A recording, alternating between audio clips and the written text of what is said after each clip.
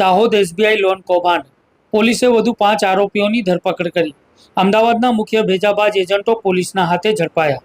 દાહોદમાં state bank of ઇન્ડિયાનું કરોડો રૂપિયાનું લોન કૌભાંડ સમગ્ર ગુજરાતમાં ચર્ચાનો વિષય બન્યું છે. આ મામલે પોલીસે કાર્યવાહી તેજ કરતા વધુ 5 આરોપીઓની ધરપકડ કરી લેવામાં આવી છે, જેમાં અમદાવાદના 3 મુખ્ય ભેજાબાજ એજન્ટોનો પણ સમાવેશ થાય છે.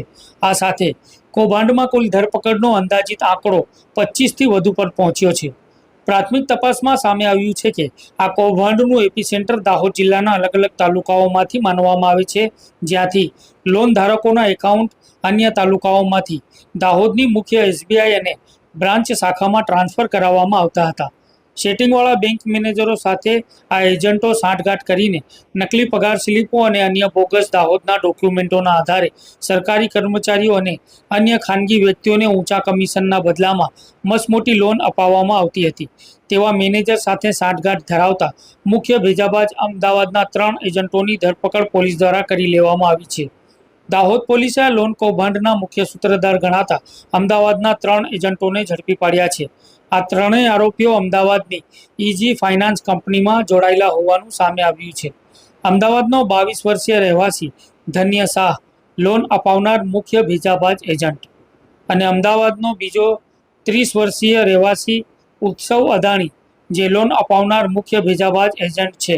અમદાવાદનો રહેવાસી 27 વર્ષીય મૌલિક શાહ જે પણ લોન અપાવનાર મુખ્ય ભેજાબાજ એજન્ટ છે.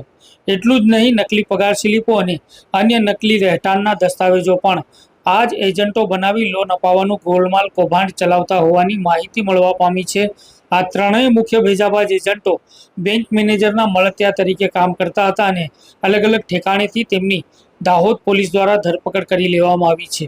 દાહોદની મુખ્ય શાખા અને બસ સ્ટેશનવાળી બ્રાન્ચમાંથી કરોડો રૂપિયાની ગોલમાલ સામે આવતા મુખ્ય શાખાના બેંક મેનેજરે 2 અલગ અલગ પોલીસ ફરિયાદો નોંધાવી હતી. અત્યાર સુધીમાં 2 બેંક મેનેજર, 5 લોન અપાવનારા એજન્ટો સહિત 13થી વધુ લોન ધારકો મળીને અંદાજિત કુલ 25થી વધુ લોકોની પોલીસે ધરપકડ કરીને જેલના સળિયા પાછળ ધકેલી દેવામાં આવ્યા છે. અગાઉ પોલીસે તત્કાલીન મેનેજર ગુરમીતસિંહ બેદીના 2 દિવસના ફર્ધર રિમાન્ડ પણ મેળવ્યા છે અને સોમવારની સાંજ સુધી તેઓ પોલીસ રિમાન્ડ ઉપર છે. 13 જેટલા લોન ધારકો અને એજન્ટોને કોર્ટમાં રજૂ કરાતા કોર્ટે તમામને જ્યુડિશિયલ કસ્ટડીમાં મોકલી દીધા છે.